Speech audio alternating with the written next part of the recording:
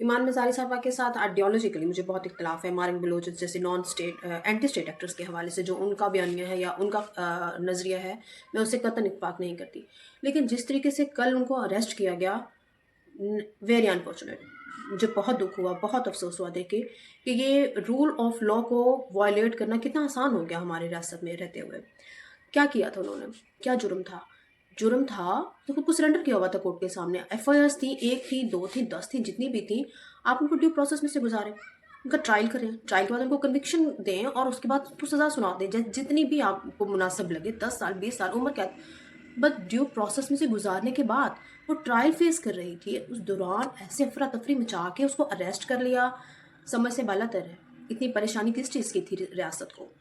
F آئی آرز جو سامنے تھیں ان کے حوالے سے وہ اسلام آباد ہائی کورٹ گئی کہ مجھے پروٹیکٹیو بیل دی جائے، اور ان میں بھی جن کا نہیں معلوم، جو کہ کنسیلڈ ہے، ان سب میں مجھے پروٹیکٹیو بیل دی جائے تاکہ میں کورٹ کے سامنے سرنڈر کروں، تاکہ میں اداروں کے سامنے سرنڈر کروں، تاکہ انویسٹیگیشن جوائن کروں.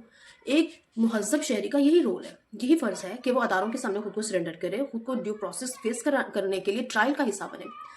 لیکن میرا نہیں خیال کہ ادارے یا ہماری جوڈیشری ایسا چاہتی تھی کہ ایمان مزاری صاحبہ ٹرائل فیس کریں. اس طرح سے افراتفری مچا کے، اور ویری سوری ٹو سے ود ڈیو رسپیکٹ، جو آنریبل اسلام آباد ہائی کورٹ نے ایک شرمناک رول پلے کیا.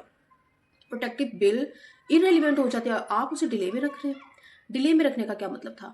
جب ضرورت آج ہے، اریسٹ ہو جائے گا، آپ اس کے بعد 1 سال بعد آپ فیصلہ سنا دیں، پھر کیا فائدہ رہ جائے گا؟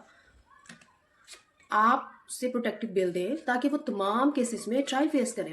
لیکن ایسا نہیں کیا گیا، رول آف لا کو وائلیٹ کیا گیا. یہ کسی انڈیویجول کا مسئلہ نہیں ہے، یہ اسٹیٹ کا مسئلہ ہے، یہ پاکستانی سٹیزن کا مسئلہ ہے. یہ تو جنگل کا قانون بن جائے گا اس طریقے سے، بلکہ بن چکا. پہلے بھی حد سے زیادہ کسی ایک کو فیور کرنا، ہم نے اس کے بھی نتائج بھگتے، اور پھر حد سے زیادہ ایک پاور کا استعمال، اس سے بھی آج تک پاکستان اسی وجہ سے نہیں آگے ترقی کر پا رہا کہ یہ کھینچا تانی ہی نہیں ختم ہو رہی. ہر ایک اپنے گرجز ہی نہیں ختم کر پا رہا. جو بھی ہے، جیسے بھی ہے، سب کے لیے قانون ایک جیسا ہے. آپ ایسے کیسے کر سکتے ہیں؟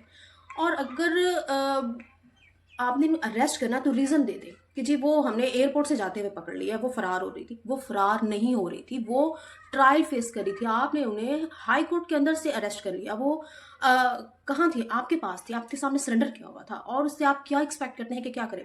اختلاف ہو سکتا ہے، ہر ایک اختلاف ہو سکتا ہے، پولیٹیکل افیلیشن ہو سکتی ہیں، لیکن اس کا مطلب یہ نہیں ہے کہ آپ اس حد تک گر جائیں گے. ہماری جوڈیشری اویلیبل ہے، سب کے لیے اویلیبل ہے، وہ ہاتھ باندھے غلام کی طرح اویلیبل ہے. اور آج تک پاکستان کی ہسٹری بھری ہوئی ہے ان قسم کے تمام واقعات سے. آپ سزا سنوا دیتے ان کو، وہاں سے کنوکٹ کروا دیتے، پھر اریسٹ کر لیتے، جتنا لمبا ٹائم مرضی اریسٹ کر لیتے، لیکن کچھ بھرم رہ جاتا.